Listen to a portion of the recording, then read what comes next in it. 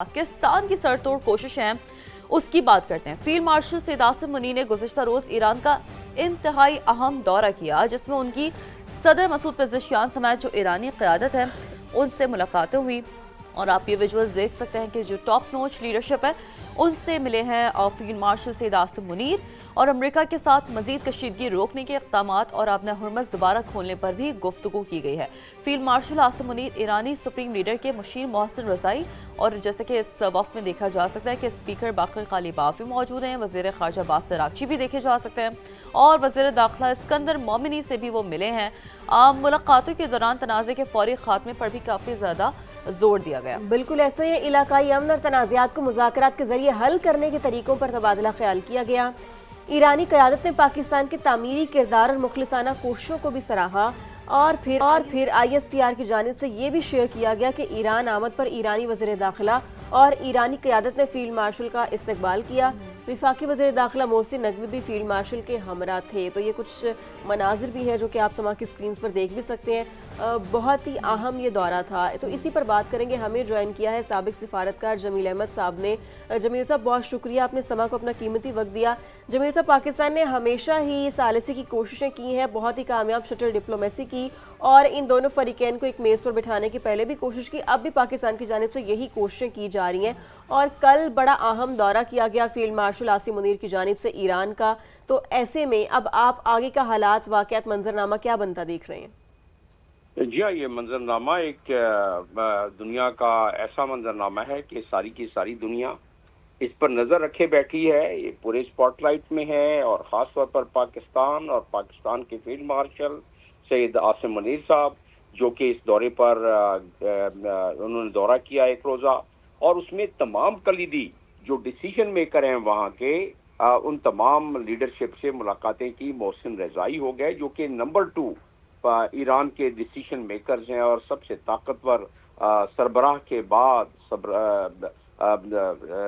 خامنائی صاحب کے بعد یہ سب سے طاقتور شخصیت ہیں، اور اس کے ساتھ ساتھ ظاہر غالیباف صاحب، تقریباً تمام جو فارن منسٹر، اگر ایک طرف دیکھا جائے کہ ٹریڈیشنل ڈپلومیسی کے سربراہ فارن منسٹر، اگر دیکھا جائے کہ عسکری قیادت کے اور تمام ڈیسیژن میکر دیکھا جائے تو محسن رضائی، اگر دیکھا جائے کہ اس کے علاوہ کون، ظاہر ہے منسٹر آف انٹیریئر بھی وہاں، ان سے بھی ملاقات ہوئی، تقریباً تمام کلیدی۔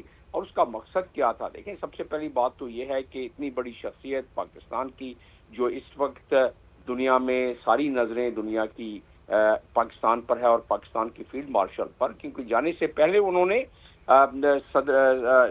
امریکہ کے صدر سے بات کی تھی، اور اس کا مطلب یہ ہے کہ ان کے پاس وہ تمام پوائنٹس تھے جو کہ سامنے وہ رکھ سکتے تھے ایز اے میڈیٹر، اور میڈیٹر کے طور پر نہ صرف اس خطے کے تمام ممالک پاکستان سے ہم آہنگی رکھتے ہیں، پاکستان ان کو ہمیشہ لوپ میں رکھتا ہے، پاکستان پر کانفیڈنس رکھتے ہیں۔ سب سے خوبصورت بات ہے، یہ اس دور حاضر کا ایک انمول قسم کا ایک نمونہ پیش کیا گیا ہے، جو کہ text book type of example ہے، جس میں کہ پاکستان ایسی میڈیشن کر رہا ہے جس میں کہ خطے کے ممالک مطمئن، جس میں کہ بر اعظموں کے ممالک مطمئن، جیسے کہ امریکہ ہو گیا، چائنا ہو گیا۔ تو یہ یقیناً ایک پاکستان کے لیے بھی بڑی خوش آئند بات ہے، اور دوسرا یہ ہے کہ ایک منفرد قسم۔ اب آ جاتے ہیں کہ اس کا نتیجہ کیا نکل سکتا ہے۔ دنیا اس پر نظر رکھے بیٹھی ہے۔ میڈیٹر کا کام یہ نہیں ہے کہ نتیجہ فوراً اناؤنس کر دے، میڈیٹر کا کام یہ ہے کہ حالات کو ذرا نرم کرے۔ اس وقت شدت اور حدت بہت زیادہ بڑھی ہوئی ہے، اس شدت اور حدت کی وجہ سے ایکسیڈنٹلی بھی اگر کوئی معاملہ ہوا تو یہ معاملہ اتنا خطرناک ہو جائے گا کہ دنیا اس کو سنبھال نہیں سکے گی۔ اور وہ میں کیوں کہہ رہا ہوں آپ کو، میں اس کے چیدہ حقائق پیش کر دیتا ہوں سامنے، کہ دونوں طرف سے محسن رضائی صاحب نے کہا ہے کہ آپ سینکشن لگا لیں، پہلے بھی لگایا ہے آپ نے، اور یہی بات اور عراقچی صاحب نے کہا ہے کہ 14 سال پہلے آپ نے کرپلنگ سینکشن کا ذکر کیا، پھر 8 سال پہلے آپ نے بڑے پریشرائز قسم کا، اور پھر آپ نے 5 ماہ پہلے کہا کہ آپ سرنڈر کر جائیں گے۔ یہ کچھ ساری کی ساری تدابیریں الٹی ہو گئیں، کچھ نہ کام کیا، تو یہ سینکشن ہے، یہ کیسے کام کرے گا؟ تو دنیا نے اس چیز کو دیکھا ہے کہ معاشی جنگ جو ہے وہ کوئی فوجی آپشن نہیں ہو سکتی، اور کیونکہ ایران کوئی پچھلے 4 دہائیوں سے زیادہ سے نبرد آزما ہوتا آیا ہے معاشی جنگ سے، سینکشن سے. اس دفعہ جو ایک نیا موڑ امریکہ دے رہا ہے اس کو، اور جو کہ امریکہ کے قانون میں ہے، ٹریجری ایکٹ میں ہے، کہ اگر کوئی دوسرا ملک اس سینکشن زدہ ملک کے ساتھ کاروبار کرتا ہے تو اسے امریکہ اس ملک کو بھی سینکشن کر سکتا ہے.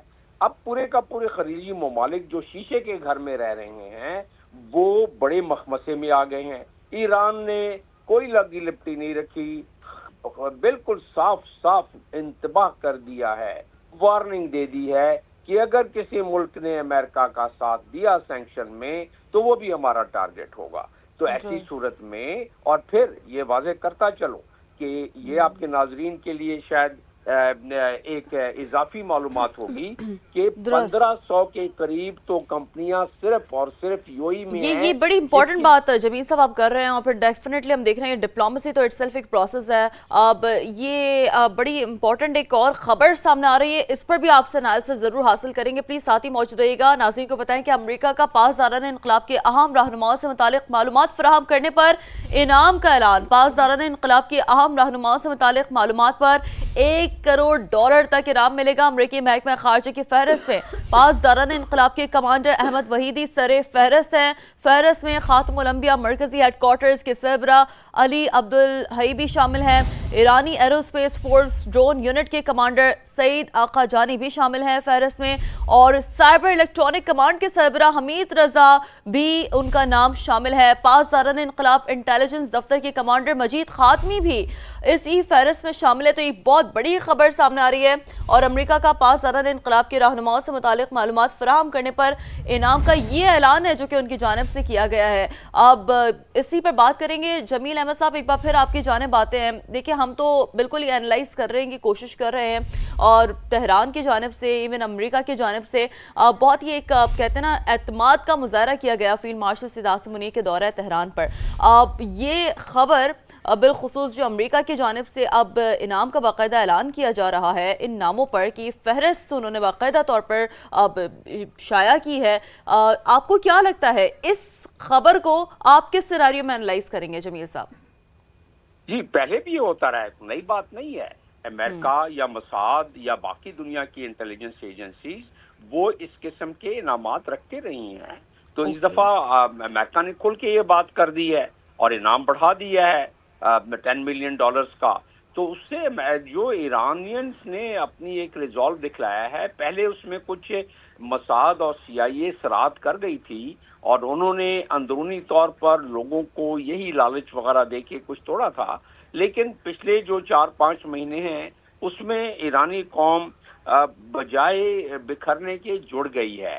یس، کچھ لوگ ضرور اس میں ہو سکتے ہیں، لیکن جس انداز میں ان کی لیڈرشپ نے قربانیاں دینے کے بعد اپنے آپ کو تحفظ فراہم کیا ہے، طریقہ کار اختیار کیا ہے. آپ دیکھیں کہ ان کے رہبر اعلیٰ مجتبیٰ خمینی صاحب آپ کو کہیں نظر نہیں آئیں گے. یہی وجہ ہے. اسی طریقے سے باقی کمانڈرز جو ہیں انہوں نے اپنی اپنی حفاظت لی ہوئی ہے، اور اس کا مطلب یہ جو دھمکیوں کا طریقہ زیادہ بڑھ گیا ہے، اس کی دو صورتحال ہے. امریکہ نے تقریباً ہر حربہ تو اختیار کر لیا، کچھ بھی حربہ ابھی تک ملٹری آپریشن کر کے دیکھ لیا، کارپیٹ بمبنگ کر کے دیکھ لی، 1,20,000 عمارات کو نقصان پہنچایا یا منظم کیا، 120 بچوں کو. تو یہ تمام چیزیں دنیا کے ریکارڈ پر موجود ہے، اس میں بھی کچھ نہیں ہوا. برداشت کر گئی ایرانی قوم. ایرانی قوم میں بہت برداشت کا مادہ ہے. سوال یہ پیدا ہوتا ہے کہ مڈ ٹرم الیکشن سے پہلے کیا امریکی قوم اس برداشت کے مادہ اس میں اتنا ہے؟ تاریخ نے ثابت کیا ہے کہ نہیں ہے اتنا. تو لہٰذا پریشر تو امریکہ پر اور امریکہ کے صدر پہ زیادہ پڑ رہا ہے، اور اسی وجہ سے کھلبلی مچی ہوئی ہے کہ کسی طرح ٹیبل ٹاک واپس ہو. اور ٹیبل ٹاک کا مقصد یہ ہے کہ ٹیبل ٹاک کا، اور پھر ایرانین نے کہہ دیا اور بڑے اصولی موقف پر کہہ دیا. امریکن تجزیہ نگار یہ کہہ رہے ہیں کہ وہ تو جو 14 پوائنٹ پہ ایگری ہوئے تھے وہ آج بھی کہتے ہیں کہ اس پہ آپ عمل کریں، ہم دوبارہ بات شروع کر دیتے ہیں آپ سے. اور وہ کیا تھا؟ 10 نمبر پوائنٹ تھا کہ ہمارے آپ ایسٹ فریز کریں، 11 نمبر پوائنٹ تھا کہ آپ ایکسپورٹ کے لائسنس فوراً جاری کریں، اور پہلا نمبر پوائنٹ تھا اس کا 14 پوائنٹ MOU کا کہ آل فرنٹ پہ جنگ کو ختم کریں جیسے لبنان ہو گیا، اور دوسرا نمبر پوائنٹ تھا کہ मुल्कों के दरमियान इज्जत और तकरीम के साथ बात होनी चाहिए। तो आप इस पर अमल कर लें, हम कल बैठ जाते हैं। यही वजह थी कि फील्ड मार्शल वहां गए हैं और उनकी कोशिश और काविश यही थी, और वो यकीनन बात करके भी गए थे और कुछ प्रपोजल भी दिए होंगे। मेरा अपना मानना ये है कि जब वो उन तमाम लीडरान से बात करके वापस पाकिस्तान पहुंचेंगे, उसके बाद दोबारा उनकी एंगेजमेंट होगी दूसरे फरीक से, जो